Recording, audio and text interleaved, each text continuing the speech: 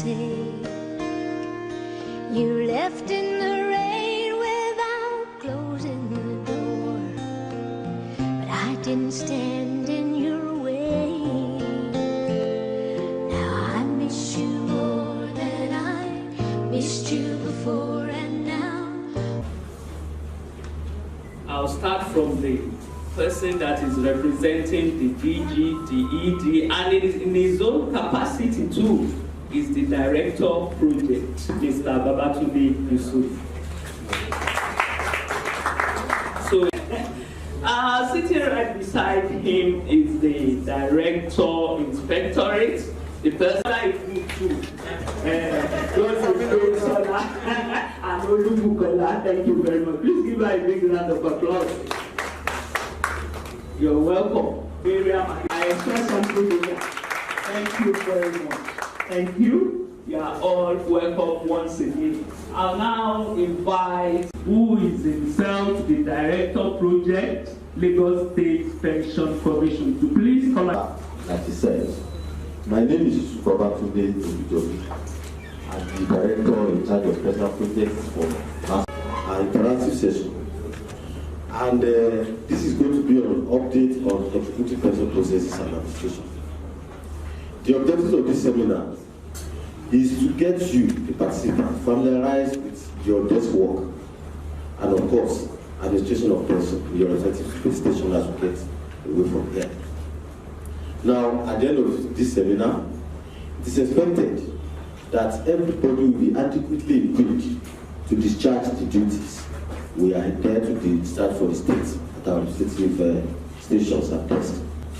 Therefore, I would like this seminar to have a little blend of workshop, whereas the participants will be able to participate very well, ask questions, and then go deep on some issues.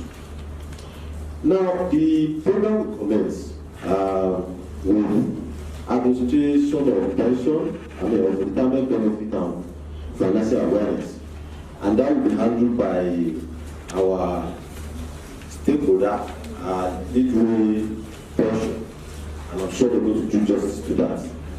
Now, the session 2 is going to be an overview of Rsa transfer processes. Of course, that's and it is expected that, of course, after you have been given all this knowledge, you are supposed to pass it to and assumptions used in the valuation of retirement benefits. This is also very critical, and of course, some of the time, people will be getting confused. We enter service the same day, we are even the same age.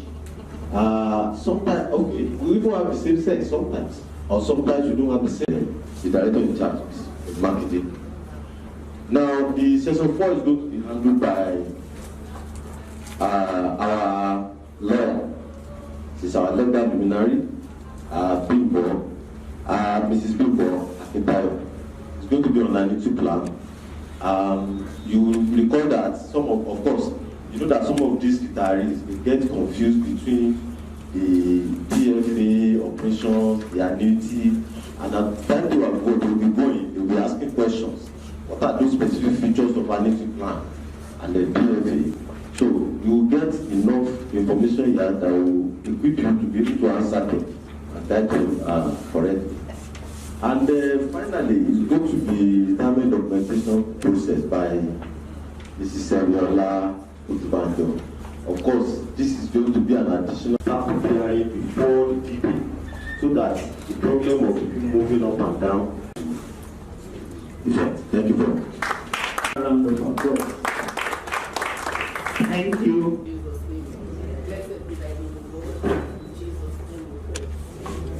Thank you very much, ma'am.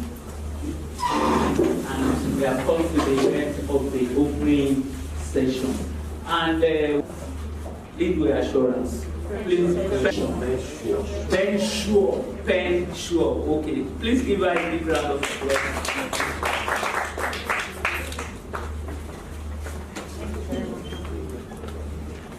Good morning, ladies and gentlemen. Thank you for having us this morning.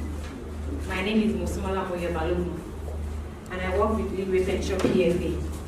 Today we're going to be taking you on the administration of retirement benefits and financial awareness at retirement. We understand the peculiarities involved in accessing pension benefits, and like Mommy said, we're all caretakers, caregivers, and it's important to understand how all of these things work, so that when we're attending to our colleagues, our employees at work, we're able to answer most of the questions that will be coming up. So I have with me my colleague this morning, Olubumi Oshakipe. Thank you very much, and we'll be taking this presentation together.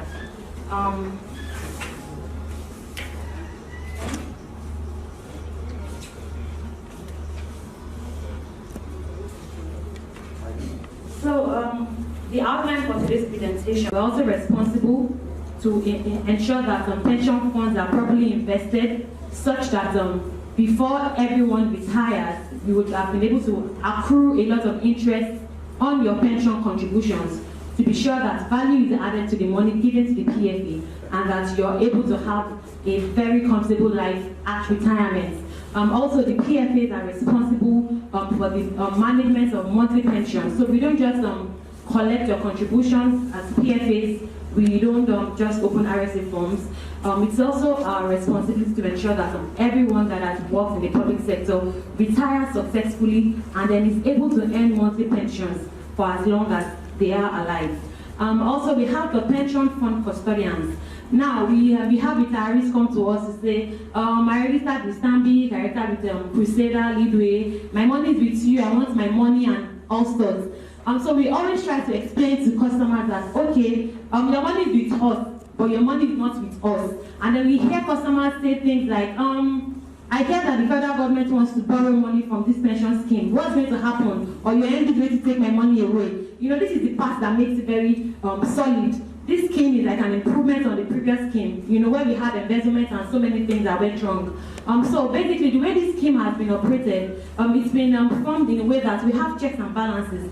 Yes, when you register with the PFA, when you choose a PFA, you think that issues might come up with the PFA and all of that stuff. But no, the scheme has been designed such that the PFAs handle the administrative parts, while we have the pension fund custodian. We refer to them as bankers in the industry. The way you have your normal commercial banks, we also have the pension fund custodian. They are the bankers of the PFA, and we don't have a lot of them in Nigeria. I think we have about 6 of them. You know, so each PFA has at least 2 pension fund custodians that helps in the safekeeping of the pension fund. And the beautiful thing about this thing is that no PFA can, by their own doing, approach a PSC to say, can we get some money from this account? No. And this is where PENCOM comes into play. Now, before a PFC can release any sort of fund to a PFA or to an RSA holder, a retirement savings account holder, the PFA would need to have gotten an approval from the regulatory body, which is National Pensions Commission, and ensure that every PFA in Nigeria abides by the guidelines, the framework, and the rules that have been set to govern the pension industry. So you see, there are checks and balances. You don't have mismanagement of funds, you don't have embezzlement, and you don't have all of those things that will characterize with the failed pension scheme. So at rest, the pension scheme is very secured, and it is well regulated. And of course, we have the last body, which is National Pensions Commission, and they're responsible, to monitor the scheme, to ensure that everyone abides by the principles, by the regulations, and over the time, the industry has evolved. This wasn't how the pension industry was when it started in 2004. Policies that the review started. It started as just one portfolio, which is what we call the RSA accounts. We all know RSA. You open an RSA and everyone automatically flows into what we call the RSA account. However, this profile of RSA holders by dividing the RSA fund into 4 distinct funds. Now, there are some people refer to as people that are very young. They have quite a long time to retirement, and we refer to those people as they have large risk profile. For instance, say I'm 30 years old. It's expected that I retire at 65. I still have about 35 years to retirement. So it means that I can afford to bear as much risk as possible. meaning that my RSA contribution can be exposed to a lot of risk. Now we have people that we refer to as they are prospective retirees, but talking about people that have clocked 49, 50, and above. Such category of people are unable to absorb as much risk as someone that is just 30 or 40 can absorb, because if anything goes wrong with the pension contribution, then there will be a problem, because the person doesn't have enough time to make up those lost funds in the RSA. So what the multi-fund structure really is about is that it allows contributors go into pension portfolios that would enable them make as much return on investment on their pension contribution. Now we have the Fund 1. The Fund 1 pension portfolio basically is for customers that are below 50 years. So we say people that are 49 years and below. And basically what the Fund 4 fund type basically has to do with it has a lot of exposure into variable income instruments. I believe we all know what these variable income instruments are. We have the equities, we have the shares, and a lot of them, they are very risky, but then the returns on investment are huge.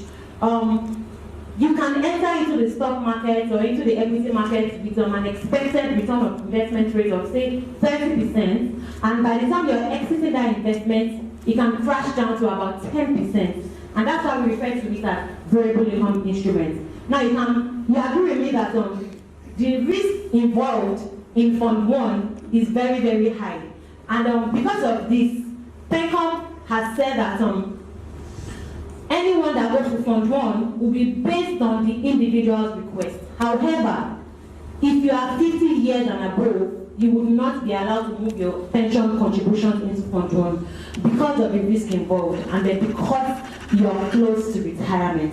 So Fund 1 can only be moved into based on your age, and it will be based on your request. So you need to write a letter to your PFA to grant you access to move your pension contributions to Fund 1.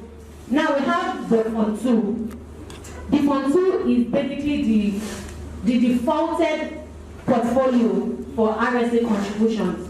Now everybody is in Fund 2. Prior to now, everybody was in Fund 2. Now, if you're in Fund 2 and you are 49 years and below, you have a right to write to your PFA to request to move to Fund 1, provided you understand the territory you're moving into, provided you're below 50 years, and then you are able to abide by the policies that guide Fund 2 environment, Fund 1 environment. So everybody's in Fund 2. I am in Fund 2. I mean, a lot of us here will be in Fund 2, and just like our other colleagues will be in Fund 2. However, you actually have a right to move your funds to Fund 1 as long as you're not up to 50 years old, and it will be based on your request. So you can write your PFA, you can tell your employees to write their PFA if they're very young and they know that they can get the fees that comes with it. The return on investment is actually very juicy. However, it's also very risky. So we have the Fund 3 investments. The Fund 3 portfolio is strictly for contributors that are 50 years and above. So for our special people in this category, they have about say 15 years to retirement. Some even retire as early as 50. We have people that exit employment at 50. We have those that live at 55, depending on what's applicable to you. Now, Fund 3 basically is not as risky as Fund 2 and then as Fund 1. We can see that Fund 3, the maximum percentage of the portfolio being put into variable income instruments is just 20%. And then we have 80% of it going into fixed income instruments. Now, when we talk about fixed income instruments, we're referring to what we call government bonds. We have securities, and then there are income instruments that you can predetermine the interest rates at entry. So, for instance, I'm getting into the investment that say an expected return on investment of 30% after a period of 5 years. It is guaranteed that after 5 years, I will get that 30% return on investment. Yes, it happens for a very long period, but it is fixed and it is not as risky as the variable income instrument. And that's why we can see that in Fund 3 is heavy on fixed income instruments. And that's because contributors here, this fund basically is for customers that have not just retired, but customers that have also started accessing pensions. So now, Laspec holds a bond ceremony, like one is coming up on Friday. We hold a bond ceremony and we get a list of contributors that will be participating at the bond ceremony. The first thing a PFA should do is to ensure that all of the funds of the participants is moved to Fund 4. Why? Because those participants are ready to start accessing their pensions. So now, for Fund 4, Fund 4 is not just for those that are retired, it is also for those that are retired and are ready to start accessing their pension. So every retiree is expected to commence payment of pensions, be it lump sum and monthly pension, from what we call the Fund 4 account. Now, this account is a special account because it's for our parents. Once you retire and start earning pensions, it's expected that everything in your RSA goes to Fund 4. And in Fund 4, we only just invest 10% of the portfolio on variable income instruments. Yes, we've gotten retirees come to us to say, why am I not in Fund 3, why am I not in Fund 2, why is the return on investment so low and all of that. And we try to explain to them, Mommy, Daddy, you're very old. I mean, the risk that you can take, you can't take as much risk as you could while you're in employment. And so when you get Fund 2, Fund 4, Fund 3, this is basically what it's all about. And we have just 10% of Fund 4 going into variable income instruments, and that's supposed to be 90%, my bad. So we have 90% of the portfolio going into fixed income instruments, and that's because we need to ensure that the future of all our retirees are secured. Now we have the Fund 5, and recently the micro pension scheme opened up, and basically the micro pension scheme is for the unofficial sector in the industry. We have the mechanics, we have the association of barbers, we have the butchers, we have a lot of them, Okada riders, that are interested in joining the contributory pension scheme. Now, there's a separate fund that was opened for this category of people. We refer to them as the micro pension scheme. Now, this scheme, Fund 5 scheme, was opened for them, and this is where we have the contributions of the micro pension participants being paid into. So if you have a micro pension account, it's not so applicable to us here, then your contributions will go into Fund 5. And also we have the Fund 6. What the Fund 6 basically is for religious people, category of people who say, you know what, I don't want return on investment, it's against my belief, we don't believe in getting interest on whatever we have. So what Pencom has done is that they've given this platform for such category of people, and we just put their contributions here in Fund 4, and they don't really get interest basically on what they have with us. It's just to keep their money there. Do we have any questions? Can I go to the next slide, please? Okay. Okay. So a contributor must apply to switch between funds. Like we said earlier, if you want to move from Fund 2 to Fund 1, you will need to apply to your PFA to get your funds moved from Fund 2 to Fund 1. However, you don't have to make a request to move your funds from Fund 2 to Fund 3 because that's by default. The moment you clock 50, automatically your pensions will move from Fund 2 to Fund 3. So that's done automatically because once the PSA realizes that you are at the verge of accessing your pensions contribution, automatically your funds will be moved from Fund 3 to Fund 4.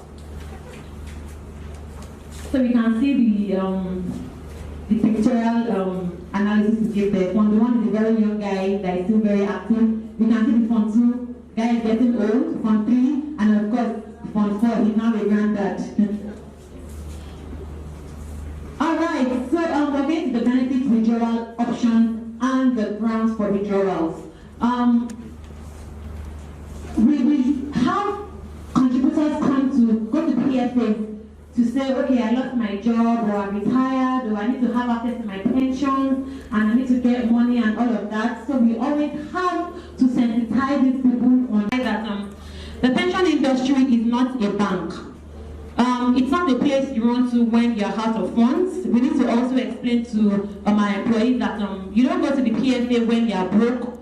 We have people come to us and say that I don't have money. I'm saying I have millions in my RSA, and I'm going to explain what that means. Now, if currently I stopped to work because of my health conditions, then I would need to have been certified by my employer that my disengagement or my termination or my exit is due to me not being able to carry out my responsibilities. What that means is that my exit letter will show that Mrs. BB has been relieved of her duties because of her inability to carry on with the responsibilities that have been given unto her in the organization. Now, I cannot approach my PFA that I have been exited based on health grounds if my exit letter does not support that. So before you can say that you have exited employment based on health grounds, you need to first of all have a letter from your employer that says that the reason you exited employment was because of your ill health. So it is very important to explain to our colleagues that you don't exit on health grounds without it being authenticated by your employer. That's the first thing. Also, before you can say that you have exited on health grounds, you also need to get a medical certificate from a public practicing hospital. So you cannot, yes, sometimes you accept medical certificates from reputable private hospitals. Because of the nature of the country and things that are going on, it will be subject to a lot of scrutiny. So what we always advise is that when people have such issues, they should ensure that the medical certificate is from a public hospital. So first I said you need to have a letter authenticating the ill health from the employer, and secondly you need to have a medical certificate from a public hospital. Now with those two documents, you're certain that you will have access to your pension funds, because now your employer has also supported that you exited employment based on ill health, and also you have a genuine letter from a medical practitioner in a public hospital. So now we have health grounds. You can exit employment based on health ground, and of course you can have access to your RSA if you exit employment on health grounds. Now we have the loss of job. The loss of job basically is talking about employees that leave service prior to maybe termination, maybe voluntary retirement sometimes. We also have those, during this COVID period, we experienced a lot of downsizing and people being laid off and redundancy and all of that. Now that's what we refer to as loss of job. This category of people are people that leave employment prior to attaining the age of 50 years old. And once you leave your employment prior to attaining the age of 50 years old, you will be categorized as under the category of loss of job. Now we have the early retirement.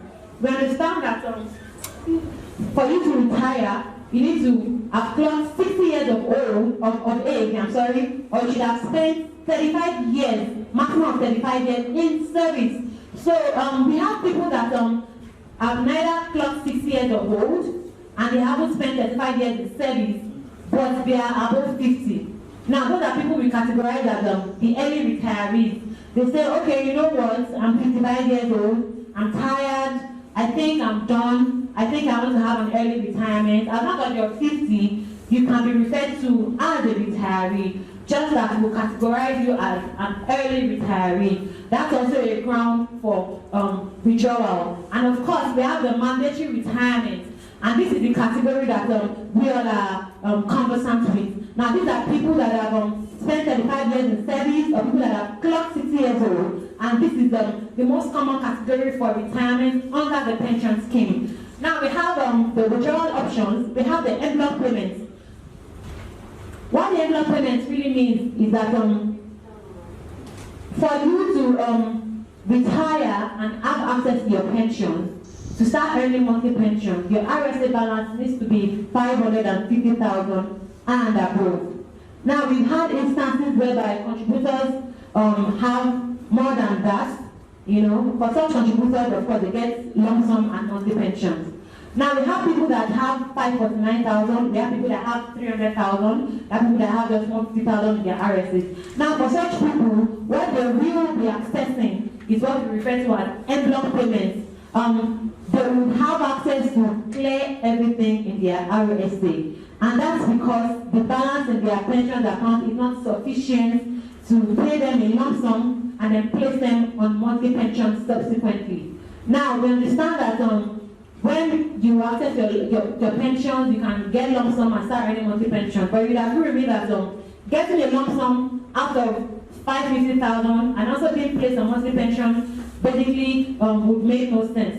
So the PECOM has said that okay, if you have 549,000, you can collect everything in your RSA because it won't suffice to pay you monthly pensions and then also pay you a lump sum. This is subject to review. In fact, we got a letter from PECOM early this year that the value has been moved up. However, that letter was withdrawn. But we're expecting something in this regard. We have people that have 555,000. We have people that have 600,000, and they clamor to get everything in their RSA. We know that it's been reviewed, it's going to be pushed up, we just don't know to what value. And we're going to get an update on this very, very soon. Also, we have the 25% relief payment, and this is applicable to contributors that leave employment prior to clocking 50 years of age. Now, if you lose your job by means of either termination, resignation, redundancy, or whatever it is, and you are not up to 50 years old, you will have access to get 25% of your RSA balance. I know for Lagos State it's after 3 months. Industry standard is 4 months. So you can approach your PFA or whatever PFA you use, and I'm sure this can be achievable, provided that your RSA has been reconciled by your parastatal or your ministry, and you are not indebted to that parastatal. You would have access to 25% of whatever you have contributed in your pension account. Now, let me clarify that for 25% relief payments, you can only access this 25% once in your lifetime, and thereafter till you clock 50, where you earn lump sum and place on monthly pensions. Now, we have people that have access to 25% once, they get another employment, or they are reemployed or reabsorbed, and after contributing for another 5 years, they lose their job again, and then they approach the PFA. So what we tell them is that you would no longer have access to another 25% until when you clock 50. And that's because, by the time you keep getting 25% from your pension, by the time you retire, there'll be nothing for you to retire on. So 25% relief payment can only be accessed once. Another thing we'd like to explain to everybody present here this morning is that when an employee loses his or her job, and after waiting, say, 4 months, the employee gets another job, and the employee gets at least 1 month's contribution in the RSA, that employee would no longer be able to have access to 25%. And that's because the account is now funded. Now, when you bring your exit letter to your PFA, and you show your PFA that, okay, I lost my job in, say, December 2020, and this is May 2021, I would like to have access to 25%. The first thing your PFA will do is to check your RSA accounts. Now, what are they looking for? What we're looking for is that we need to ascertain that exit letter to the contribution dates in your account. So if you say that you are retired in December 20, you were sacked or you lost your job in 2020, and you want to access the 25%, when your PFA looks at your pension account and they see that a new remittance came in, they ask you 2 questions. They tell you, this remittance that came in, is it from a new employer, or is it an outstanding that your former employer was owing you? So once we can clarify that it was an outstanding that you paid by your former employer, then you're good to go. However, if the PFA finds out that the new inflow is from an entirely different employer, in fact a new employer, then you will not be able to have access to 5% of the pension contribution, because we will see that you will be able to get another job. And what the law says really is that you can access 25 relief payments within withdrawal. And of course, you have an meeting. Now, these 2 modes of withdrawal basically is for customers that have above 550,000 in their RSAs, and customers, of course, that have clocked 50 and above. And we call these categories full accessing of the RSA. Of course, the employer is also full accessing of the RSA, just that you are not on monthly pension. We don't consider it to be in the scheme because you've been paid off. Of course, 25% just have access to a portion of your pension contribution. But for program journal and annuity, you get to have access to everything you have contributed in the RSA. You get to have a lump sum and also be placed on periodic payments, which can be quarterly or monthly. Now, we all know that program withdrawal and annuity are very similar. I heard something about that when we sat down, and I know that we still talk about it as this presentation proceeds. So basically, I'd like to explain that program withdrawal is a product of PFAs, while annuity is a product of insurance companies. But one thing is paramount, and what's paramount is that every retiree has the right to be placed to get lump sum before choosing to go on program withdrawal or annuity. So that the retiree, irrespective of your preferred mode of pension payment, you should get the lump sum. However, we have customers that have said, okay, I know that the law says I should get the lump sum. What if I don't want the lump sum? That's possible, as long as it's based on the consent of the retiree. So you can decide that you want to consolidate your monthly pensions contribution, meaning that you want to make it firmer, you want to be able to earn a higher monthly pension. So you tell your PFA that I don't want a lump sum payment, I've saved more than enough while I was working. I just want to be able to earn the highest monthly pension possible. You can opt for a zero lump sum and then use everything you have in your RSA to fund your monthly pension. I mean, that's solely a decision that has to be made by the retiree. But note that once you make that decision, you will not have access to that lump sum again. So that's on program withdrawal. Also annuity, of course. Basically, what annuity means is that after being paid on your lump sum with your PFA, you decide to move your the rest of your RSA into the portfolio of the insurance company for the purpose of earning pensions for a number of years.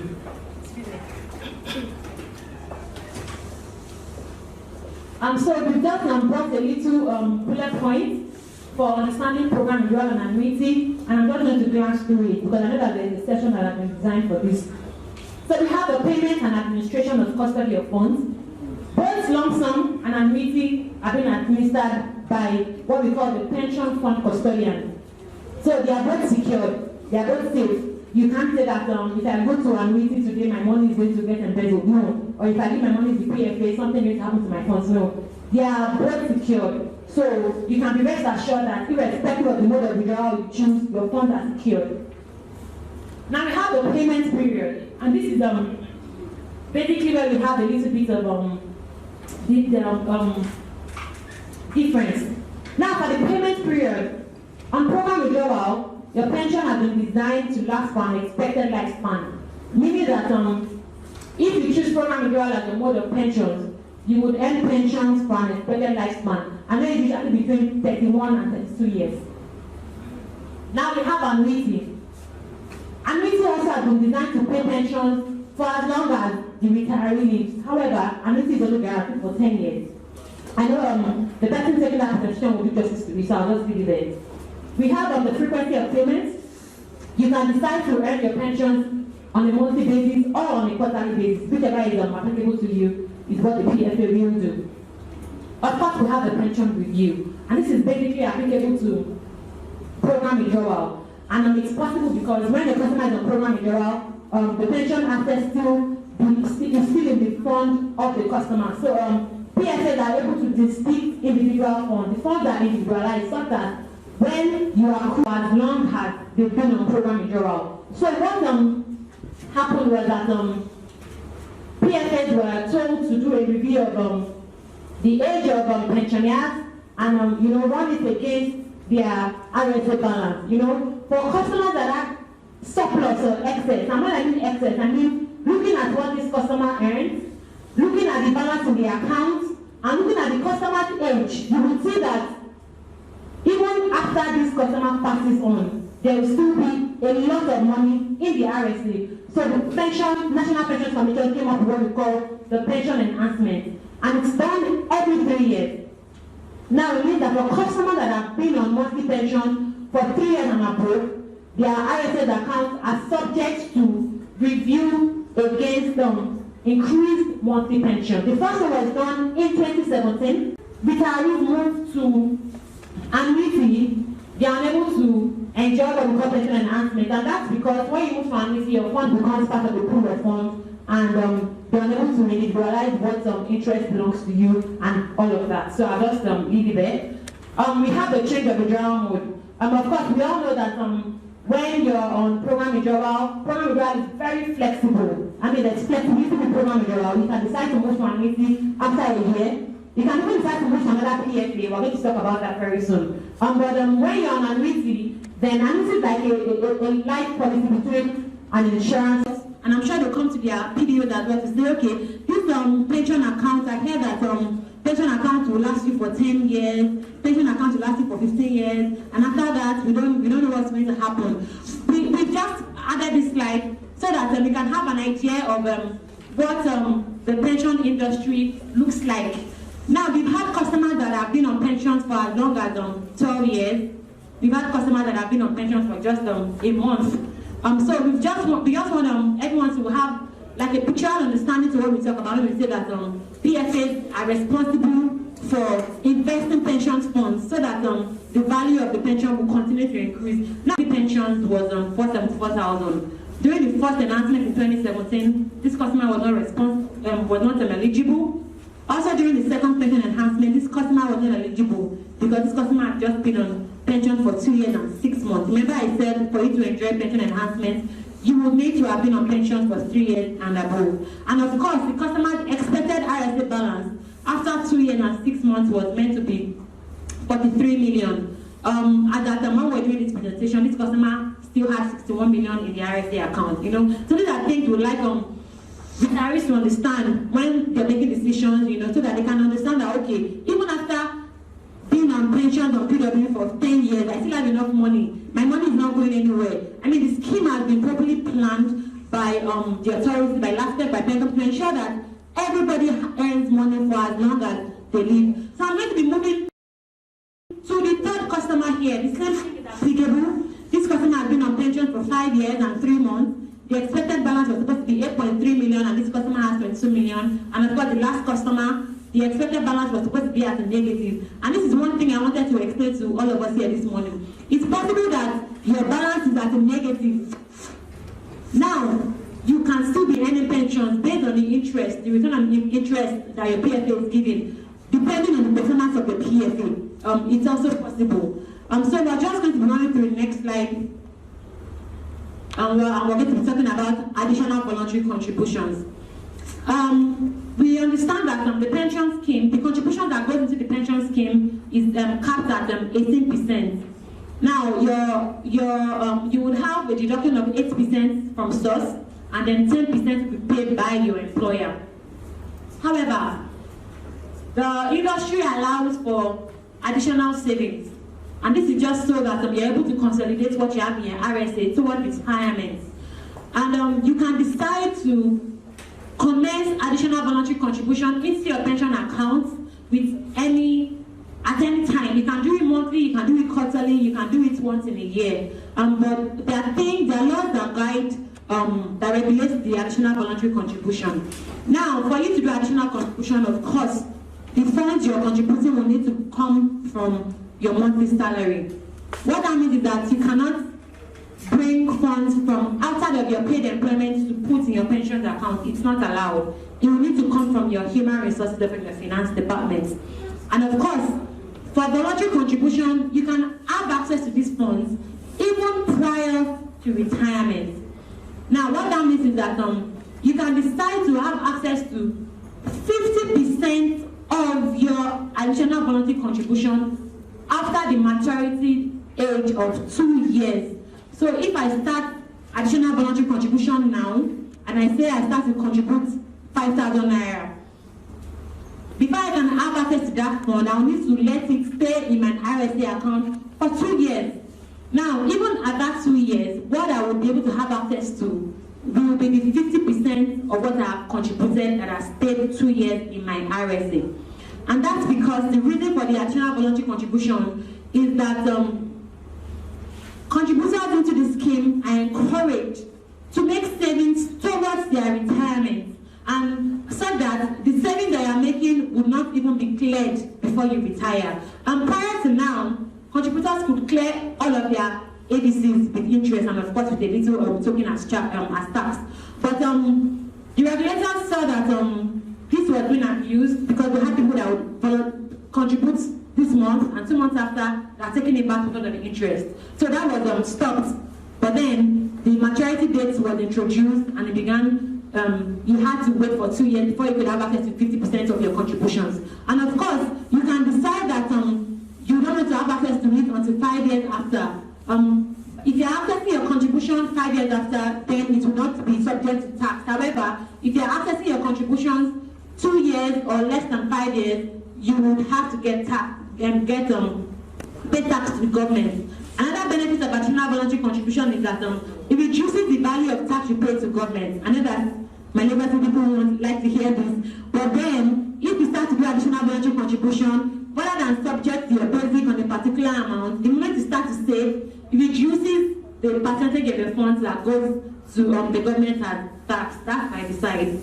Another thing about additional voluntary contribution and why we always encourage contributors to this scheme to cap this is that of course they allow you to live a better life at retirement, and you can even make projections toward retirement. If you say that when I retire I'm going to earn a particular amount of money as pension, you can make use of the show cow, you can make use of any calculator to determine, okay, this is what I have. You can even approach your PFA to give you projections.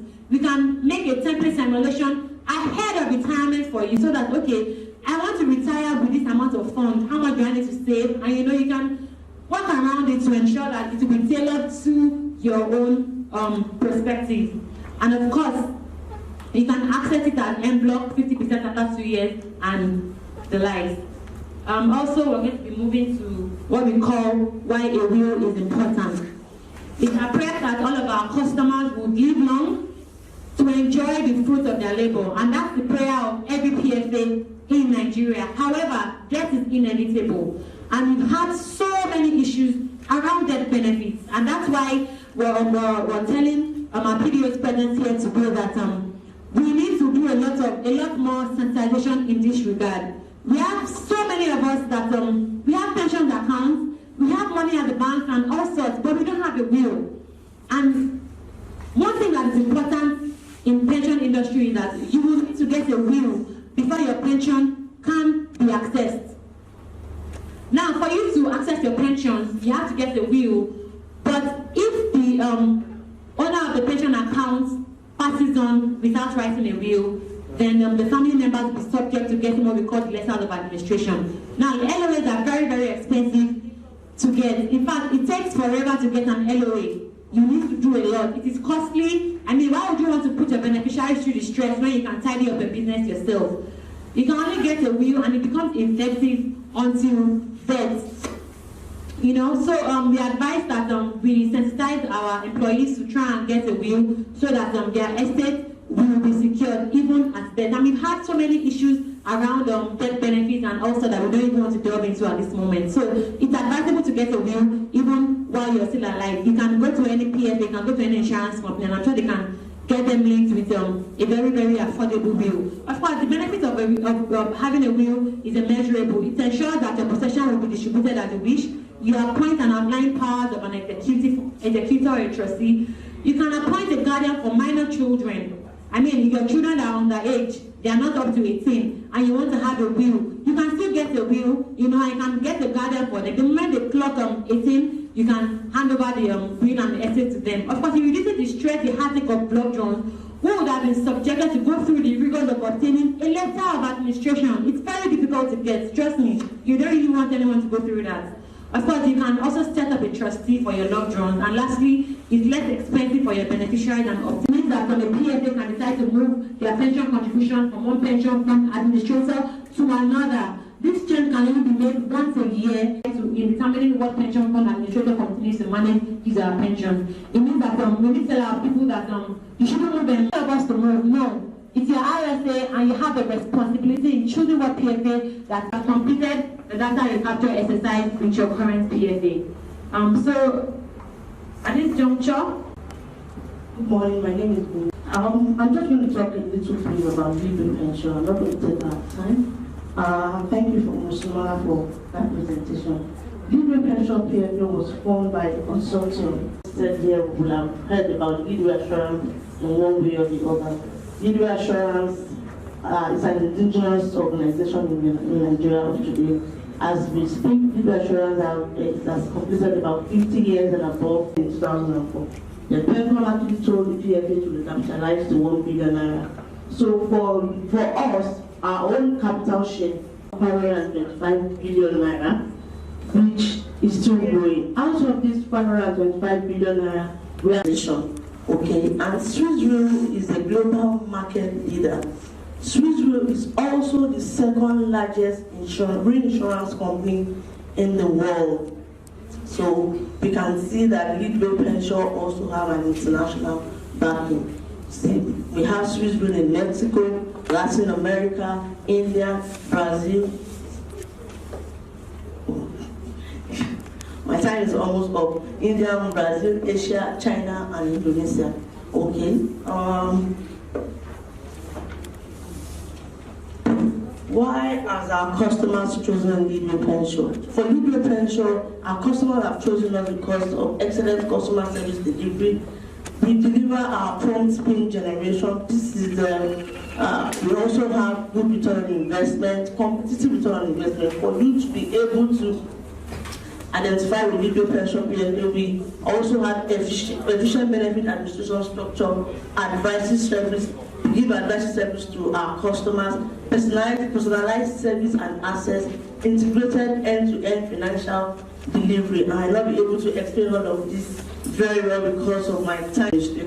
We also got an award from Lagos State Pension Commission Laspec for customer excellence service delivery. We also got an award recently, just about 3 months ago, for the best customer. That is the customer expert for the best customer experience.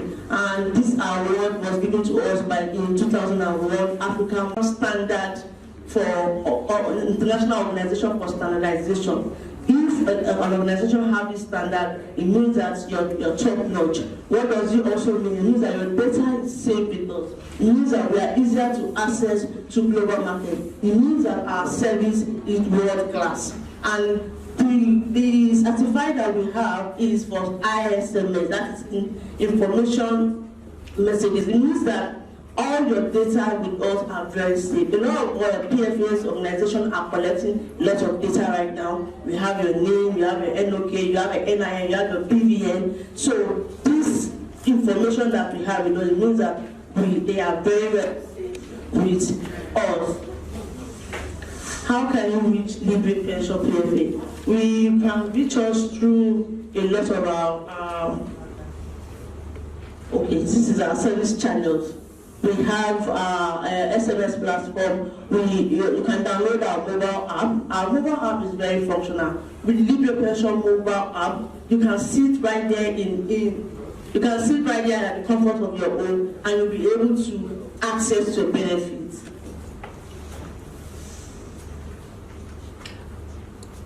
If you go to our online application, you can also visit our online, which is pin.online.legal-pension.com to enroll with legal pension PFA. Thank you very much.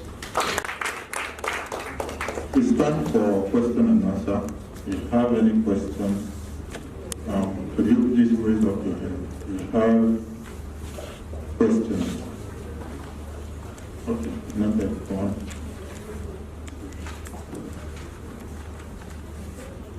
Okay. Withdrawals from the account probably because of loss of job or something. Withdraw, you drop to the next fund, possibly from fund 2 to fund 3. So when I make withdrawal, probably because of loss of fund, loss of job, does the fund automatically drop even when my age has not gotten to the level where it should drop? That's one. Then 2, you didn't mention anything relating to mortgage, because I know a lot of employees, one of the concerns is mortgage. And is there any relationship between the pension contribution and the mortgage that's going to be granted?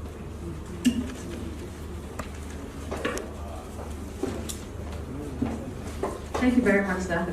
Okay, so I'm going to go to the first question.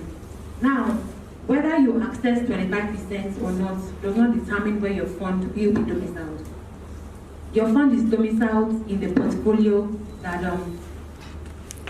works according to your age. So if you access 25% when you're 35 years old, your fund will still be in Fund 2, except you ask that your PFA moves your fund to Fund 1. Also, if you access 25% when you are 50 years old, your fund will still be in Fund 3. The only time your fund will move when you access your pensions will be when you retire and you want to start getting monthly pension and you access lump sum payments. Then automatically your funds will move from Fund 3 to retiree fund, which is the Fund 4. That's the only time when your funds will move from one fund to another, and that's moving from Fund 3 to Fund 4. You cannot move from Fund 2 to Fund 4. You can only move from Fund 2 to Fund 3, and that's also automatic, which is also because of your age. So anyone that clocks 50 would automatically be moved from Fund 2 to Fund 3. I hope that answers that, sir. All right, sir. So the next question on the mortgage. The pension industry is solely for the purpose of getting pensions after retirement. However, I can't take out the fact that the regulators, Laspec, Pencom, they are looking at that aspect. But for now, there's nothing that has to do with mortgage on the pension scheme. It's something that's become very common in the industry, and I'm sure that very soon something would be done concerning that. Thank you very much. The employer's contributions will be removed, and employee contribution will be paid. Without the employee contribution, the whole sum, will it be paid to the dismissed staff or not? Thank you for the question, sir. So, in case of dismissal, like you said, sir, the employer portion is going to be returned to the employer, and the employee will be left with the employee portion. As long as the contributor involved is less than 50, the only thing the contributor would have access to is 25% of that RSA contribution. However, once the contributor clocks 50, he or she can have full access to the RSA account. And even when the person clocks 50 and the money in that account is over 50,000, the contributor will not be able to get everything in the account. The law of lump sum and monthly pension will still apply. But if the fund is lesser than 550, of course, he can clear everything in the RSA, providing it's 50 and above. Thank you. How is the cooperative body going to get their money? Since the new scheme, the organization does not have access to the money. How the cooperative gets my concern is, when you are displaced or you want to withdraw and you are paying cooperative or other money, how are they going to get their fund? That is my question. Internally. Okay, because you cannot access any employee's RSA. The legal state pension law is being reviewed right now. You know, prior to this time, if an employee is dismissed, we would recall the employer's contribution. Pencom says no. And so that we will not be able to touch anybody's RSA for whatsoever reason. So if somebody is indebted to you, you have to find a way to ensure that they pay up. Okay? So we need to tidy up that end. By the time I come to my presentation, I will expand on that. Thank you. Maybe because I'm not a financial person, but you need to let us know what's that Fund 6? Yeah. Every fund has to be invested. Now, what percentage of return on investment they have, ROI, is now subject to how actively the investment instruments that we key into is. So for Fund 6, we are not so keen on getting the return on investment, because we know that whatever comes on the fund, the customers are not, they don't want the interest. So yes, you can see that it's broken out into portfolios. However, we are not keen on it, and it's broken into portfolio because the regulation says that no fund in the pension industry should lay fallow.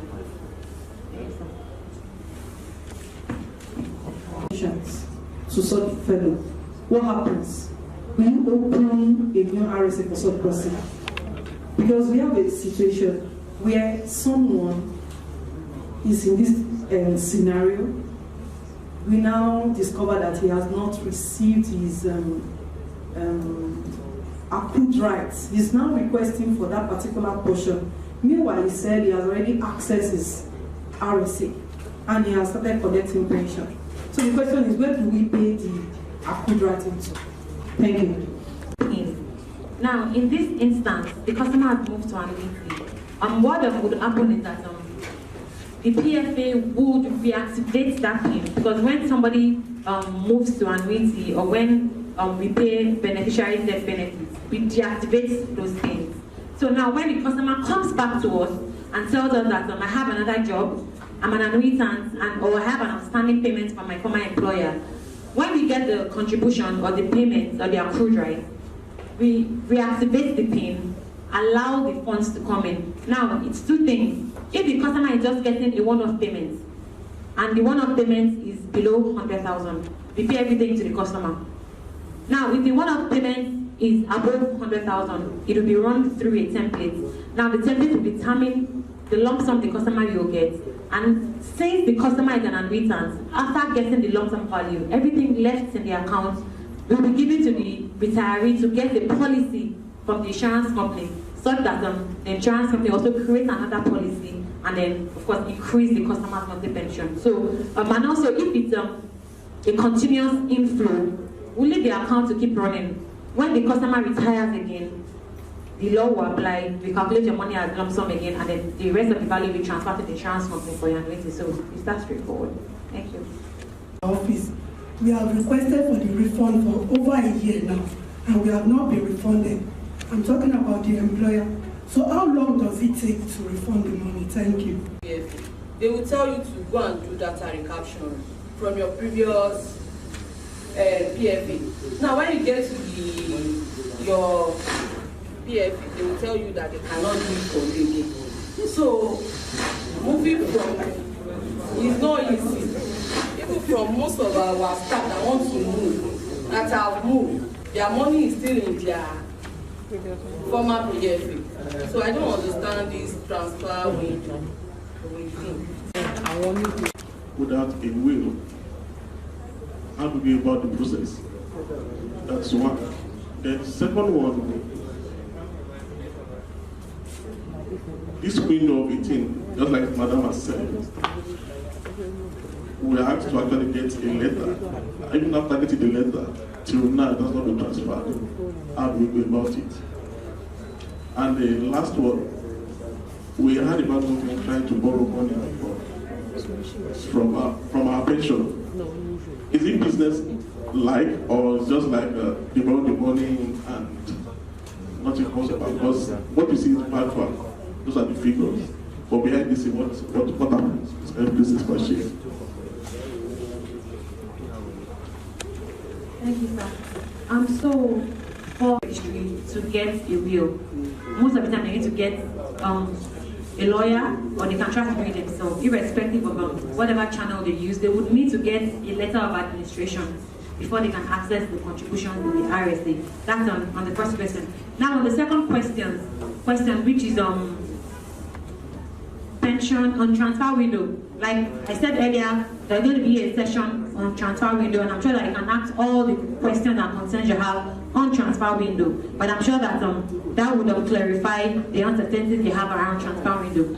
Now, on government borrowing, dipping their hand into pension fund. We don't know where that came from really, but one thing we like to tell everyone is that the pension industry has been investing into federal government bonds from the beginning of this scheme. So we don't know when people say that the government wants to borrow pension funds. I mean, when we refer to government bonds, treasury bills, these are the things that the instruments that we use, for investment, and it's very secure, it's very safe.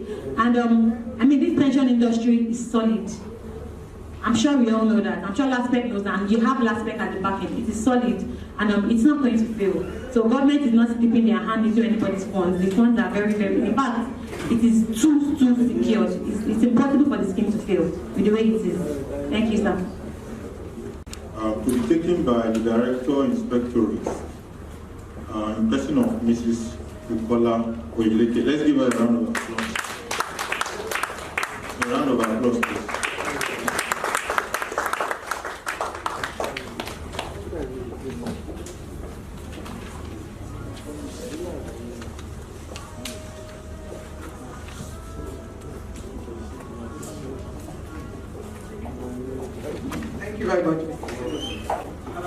morning. Thank you very much for coming today. I'll be speaking to you on the RSA transfer process, the transfer window, the transfer you've all been asking about and all those that a lot of people have questions about. So I'll just speak briefly. It's going to be a short presentation on the transfer process. So like she said, the National Pension Commission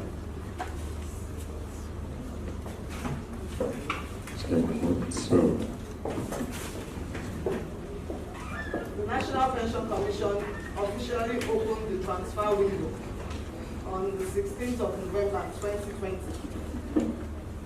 I'm sure you're all aware we've been waiting for the transfer window to open since, because people have been asking when can they transfer their accounts from one PFA to the other. And we've been saying when the transfer window opens. So the transfer window has been opened finally. So what it means is that, okay. So according to Section 13 of the Pension Reform Act 2014, a holder of a retirement savings account maintained under the Act may not more than once in a year transfer his account from one pension administrator to the other. So to facilitate the implementation of this Section 13, the National Pension Commission has deployed the RSA Transfer System, the RTS.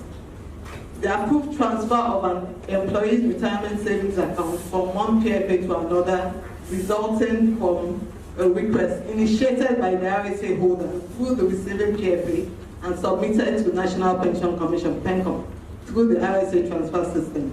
So what it means is that if an employee, an RSA holder, registered with PFA and wants to move his account, his RSA, to another PFA, let's say PFA B, the RSA holder is the one going to initiate the transfer process. But before they can do that, there are some things that the RSA holder needs to do.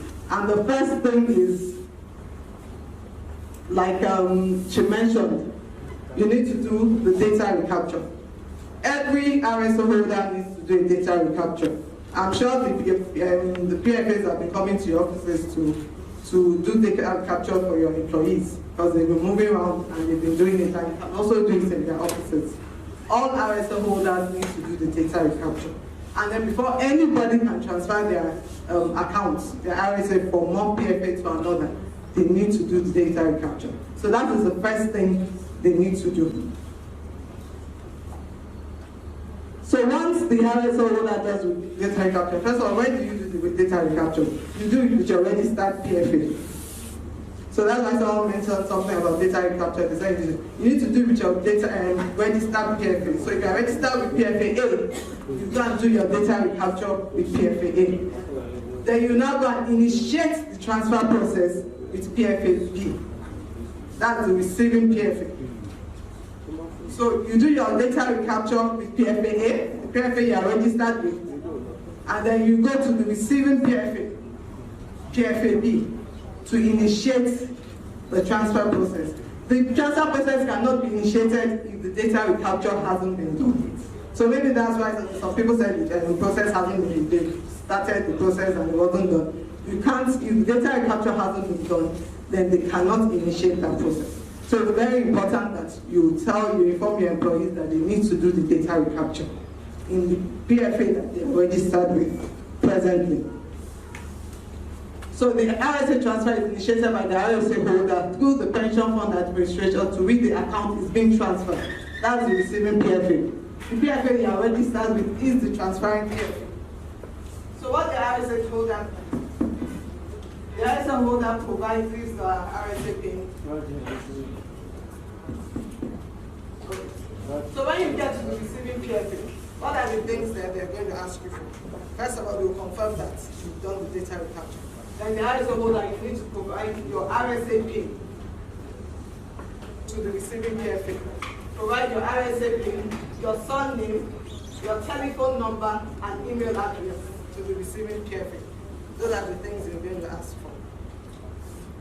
So first, you need to do the data recapture. then you go to the receiving PFA to initiate the transfer process. And then you provide your RSA PIN. Remember, you have an RSA PIN with the PFA you are registered with. So you provide your RSA PIN, your surname, your telephone number, email address to the receiving PFA. Now that's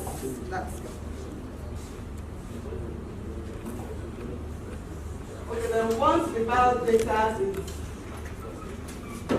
validated, what that means, file data is validated, that's the data recapture is done. If the data recapture hasn't been done, then we cannot validate your file data. So that's the importance of the data recapture is done, so your file data can be validated. The fingerprint is captured and to authenticate his or her identity and complete the process.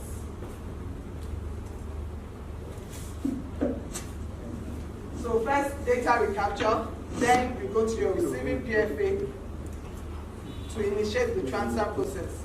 Your receiving PFA asks for your RSA PIN, your surname, your telephone number, your email address.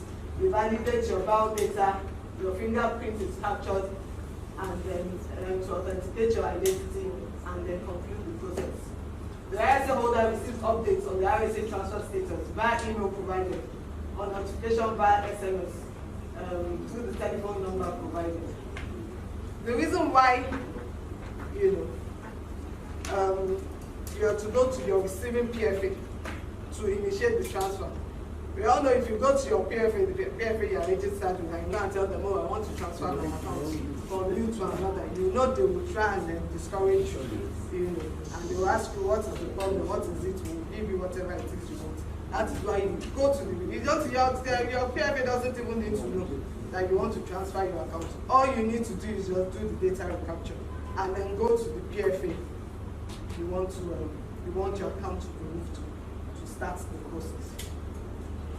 However, we have some employees that have double registration, registered in more than one PFA. Some might maybe before they joined your state. So you go to the new PFA now, request for a statement so you can confirm the balance they send. You probably have a statement from the previous PFA.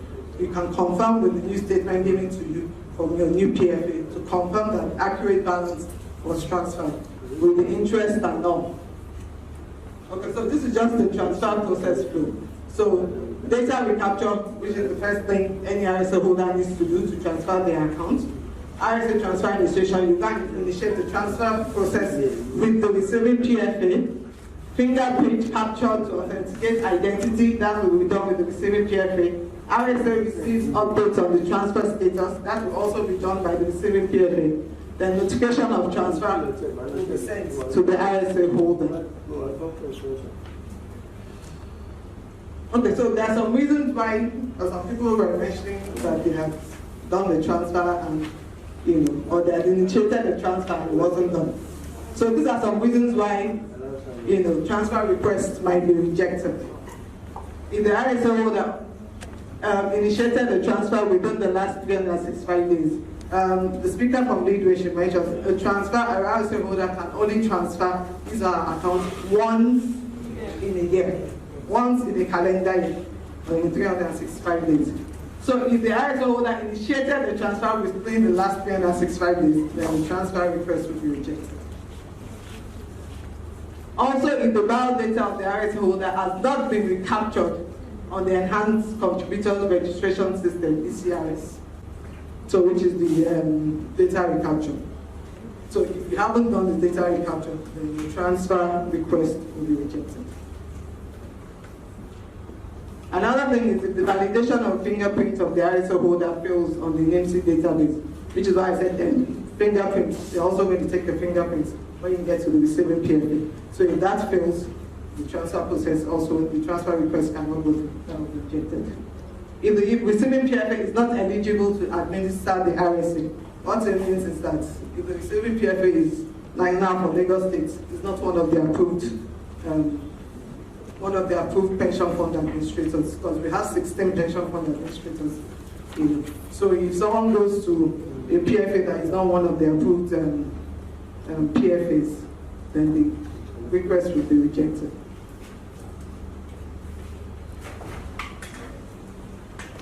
Okay, so eligible people for RSA transfers.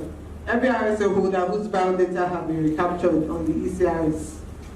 So everyone that has done the data recapture, basically. Retirees in the contributory pension scheme. Retirees who can transfer their RSAs from one PFA to the other. Retirees in the contributory pension scheme, they can decide to transfer their RSAs every once a year. Then retirees on annuity who are making voluntary contributions can also transfer their RSAs. So those who can also decide they want to move from one PFA to another for no reason, they can transfer their RSAs. And let me also say that you don't need a reason to transfer your RSA from one PFA to another. You don't need a reason. If you want to feel okay, cross-service delivery, return on investments, I just feel I want to move to another PFA. You don't need a reason to move. Anyone can decide to change their PFA as long as it's within 1 year, 365 days. You can move your RSA as many times as you want. So we have, I have a list of approved pension fund administrators. We have 16 of them. We had 15 before. One was just approved recently, Hope Pensions. But I know usually whenever we go to our state house for inspection, sometimes they don't know all the approved PFA. So we have ARM pensions, premium pensions, Custodian Sterling pensions, Liquid pensions, NLPC PFA, Trust Fund pensions, Stanbic IBTC managers, Pension Alliance Limited, which is PAR. We have Radix pensions, Fidelity pensions, ICO pensions, FCMB pensions, Sigma pensions, Veritas Glanville pensions, AXA Manta pensions, and Oak pensions. It's Oak pensions that was just approved recently. So I know some parasitals have some employees that were registered with Oak pensions, and we told them that they need to move. So if you have any employees that are registered with Oak pensions, they can remain with Oak pensions now. Because Lagos State has approved Oak pensions as one of its PFAs. So basically, that is my presentation. Thank you very much. Thank you very much, madam. That is, we'll look into that. That is a very serious allegation. Because all RSO holders should do their data recapture. It has nothing to do with transfer or anything. Because if you don't even do your data recapture, when you retire, as a retiree, you can't access your benefits if you don't do your data recapture. So the data recapture is mandated. Everyone should do the data recapture. So if the PFA is now saying you can't do your data recapture, you can't do your data recapture because they want you to transfer, they don't want you to move to another PFA. They will definitely look into that. You have anything to say?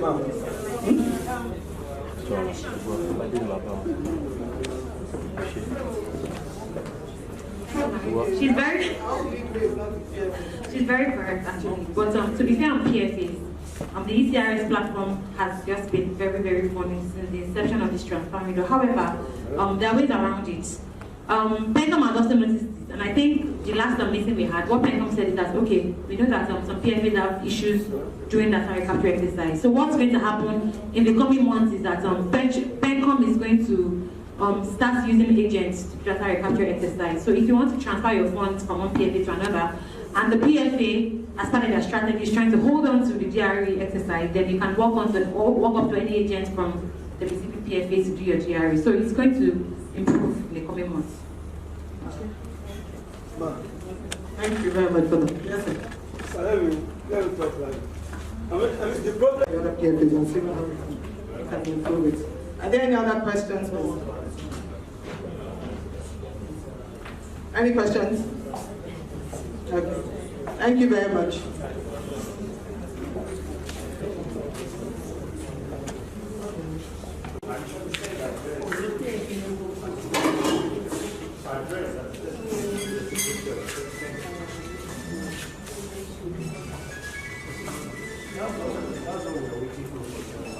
It is not deliberate that we want to cause you trouble, let us see, because the rules must be followed to the letter. We need to see how you have applied those rules, because what you pay is actually what has accrued over the years. So if somebody joins service at age 45, and you are paying the accrued right for that person, then we want to subject that person to the old rule, even though you are under the contributory pension scheme. Let me explain that. Contributory pension scheme, you do not have access to it, so it is yours. You have earned that. You contribute, the government also contributes. You have earned it. But the old scheme is subject to many rules that we need to apply. So people joined maybe an agency just 3 months before the contributory pension. You also have to pay them their accrued rights for that 3 months. Okay? And you cannot pay that person what somebody who has spent 10 years. Do you understand? So if somebody joined just 3 months before the contributory pension scheme, that person also deserves an accrued right. But you will not pay that same person with somebody who has been on that job for 10 years. So those rules apply. Alright? So these are the things. So for retirees of the mainstream, if you spent less than 10 years before the contributory pension scheme started, you will lose your pension component. If you've only spent 5 years, what that means is that the contributory pension scheme started 1st of April 2007. If the person joined in 1998, let's say 4th September 1998, and the contributory and the old scheme ended 31st March 2007, that person spent about 9 years and some months. You cannot get the value for 10 years because you have not spent up to 10 years. That's the way it works, the old scheme, and which is what applies to people in the mainstream. I don't know how your consultant, I don't know if they factor that into your payments. I'm also aware that, so if you have spent less than 5 years, you also lose the money, okay, under the old rule. And then age 45, if you join at age 45, you lose the pension component as well.